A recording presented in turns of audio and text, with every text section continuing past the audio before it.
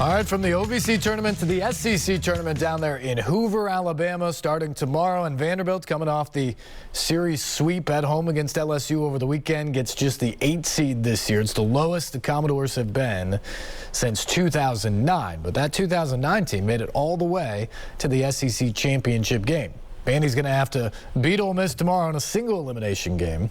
Then it gets into the double elimination portion of the tournament, so the backs come off the wall just a little bit, though they'd get number 1 Tennessee in that next game on Wednesday. So definitely a tough task in front of them, but a good chance to reset. And we have seen some Vanderbilt teams before come off of regular seasons that maybe they didn't love and get into the postseason and get on fire. The 2014 National Championship team certainly comes to mind when thinking about that. Well, today we got a chance to catch up with Vandy Boys head coach Tim Corbin before they boarded the bus and headed down to Hoover for the SEC tournament.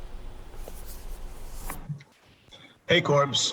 Do you feel like there was a pace of play battle this past weekend? And if so, why do you feel like you guys either won it or lost it? I'm not sure. I mean, they played a little bit slower than teams that we've played before, but I'm not going to sit here and tell you that the pace of play was a direct correlation on why we played a certain way or why they scored a lot of runs or why we didn't. I'm not sure. It was just the energy of how they played, Max, and is it noticeable? A little bit, but it's just how they play, and you've got to adjust to it. It was like Virginia in 2015, and I would say in 2015 it was probably noticeable because I think they made a concerted effort to slow the game down and slow us down. But I can't really sit here and tell you that had everything to do with why the scores were the way they were. So in the 7 years since then, I feel like you guys have really weaponized the pace of play back in your direction. And then we get LSU with a new coach this year, A&M with a new coach this year, and they kind of weaponize it back in the opposite direction. How do you guys kind of tug back and make sure the conference's goals of pace of play get met, especially since that helps you guys? I mean, we do what we have to do. I mean, we can't control how anyone else plays, and I don't want to waste any energy controlling how anyone else plays. We just have to. If you're playing well enough and you're on your side of the ball, if you're able to command pitches and you're able to get quick outs, then the pace of the game is going to move in a natural progression for you. If you don't, then it's going to move in their direction. So you just got to do your job in controlling the strike zone and getting outs as defenders, and then offensively just staying on the field longer. I would like that pace of play. Thank you. Mm-hmm. David White. Hey, Coach. With the pitchers struggling over the weekend, is there anything mechanically you can tell these guys how they can turn it around on the mound? No, it just move forward. I mean, we're playing in a very tough league, and I think you come into weekends where you play teams and they're either at their best or maybe not at their best. You just don't know. It's week to week. I mean, I think if you went into the Marriott and asked LSU players why they didn't play as well last week, they wouldn't know, and they really couldn't tell you why they saw the ball so well this weekend either. So. I'm not jumping to changing mechanics of pitchers right now. We just get them going again, get them the ball and get out there. It's a tough league. Aria? Tim, what's the status of the injured players for the SEC tournament, specifically Calvin Hewitt, Hunter Owen, Gavin Casas, and then is Jack Anderson hurt? I know he hasn't pitched in a few weeks. Jack Anderson had an oblique strain, and we're trying to work him back. He'll start throwing. I don't know, Ari, if he'll be available for the tournament. If Jack was healthy, you probably would have seen him out on the field. Cassis is home. He just had minor surgery on his knee. Who else? Hunter Owen is still out. and Hewitt is, I would say, day to day. We're trying to get him back. Emily Prout. Hey, Coach.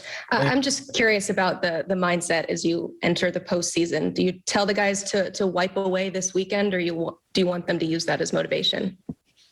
Yeah, I mean, it's a bit of the same. I mean, it's just moving forward. I think, whether we beat Arkansas or whether we lost to LSU, it's my messaging to them doesn't change from year to year.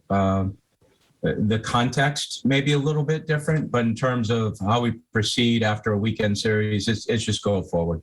That's really all you can do. And, this particular situation, the regular season is behind us. This tournament is, we've entered this tournament being swept before and ended up being in the final game. So, it's just, it's part of the league that you're in. And you once you strap it on at the beginning of the year, you understand that that's a possibility. So we just move forward. Chris Harris. Morning, Coach. Hey, Chris.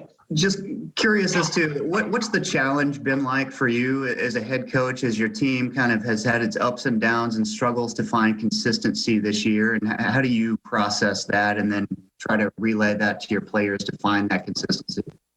Just trying to regroup and stay steady. I mean, I think it's a centering process of once you move from one game to the next, it's, after Thursday's loss, who's getting to Friday? After Friday's loss, who's getting to Saturday? After Saturday's loss, then you get to Sunday and regroup. It's like I said to Emily, I don't think it's really any different. It's just trying to steady the group as much as possible and identify the areas that you can continue to grow without beating them down. This is it's a very awkward time of year, because you're letting guys go that can't travel, which is, I would tell you, not easy for me. I mean, this is not a transactional business. I think I personally get very emotionally tied into these kids. And when you have to tell them that they're not part of a travel group and they've got to go on with their summer plans,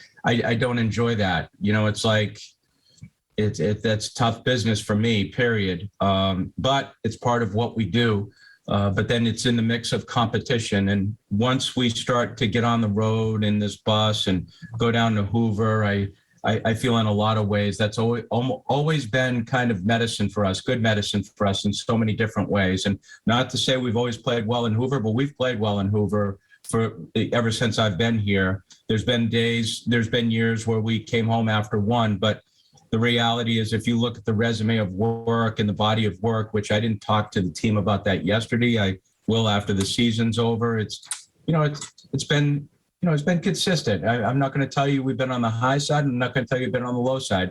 I'm sure you'd say, well, wasn't that low this weekend? It's a score. It's a loss, but they're losses or wins. You just move forward. But I would say it's probably like any other year. When you're going through it, you feel like a coach on sitting in a chair, a two-legged chair. You go backwards or all the way forward. It's just a balancing act.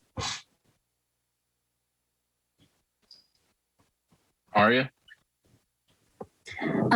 Knowing that, a couple different relief pitchers threw, over 100 pitches last weekend, and, there's a couple guys out hurt, how are you kind of approaching the bullpen usage? Is it going to be a little bit shorthanded in the first couple games in Hoover?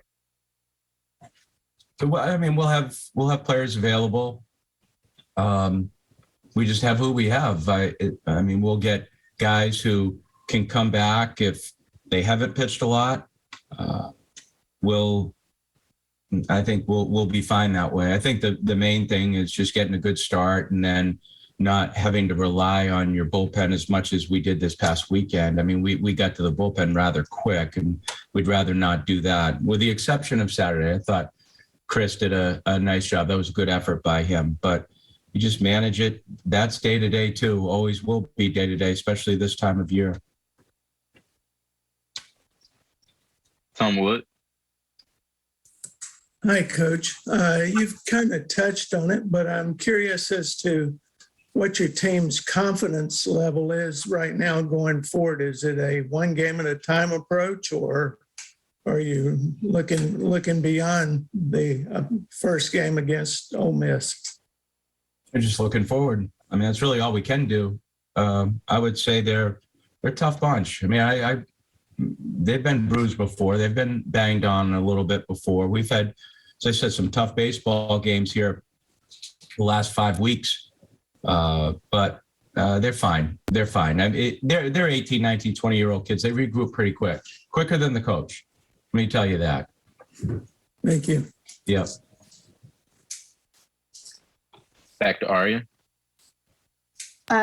Your team has played pretty well on the road this year with some really big road series wins and not, as well at home. What do you think is the key for being really good away from home? And do you think that can help you guys in the postseason?